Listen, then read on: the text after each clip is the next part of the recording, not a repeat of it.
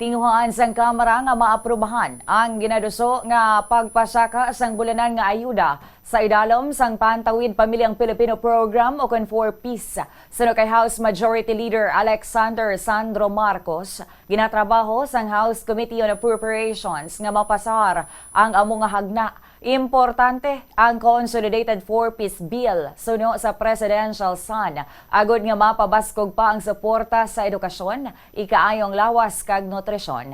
Makabulig ini suno sa iya sa gobyerno nga makahatag sang sustained assistance sa mga pumuluyo nga Pilipino. Nahibaluan nga pila ka mga hagna ang ginduso sa mga mamalidha. Agod nga maamyendaran ang 4-Piece Act nga una na nga ginaprubahan sang House Committee on Poverty Alleviation. Sa idalom sang hagna, pasakaon ang education cash grant sa kabataan sa mga miyembro sang 4-Piece.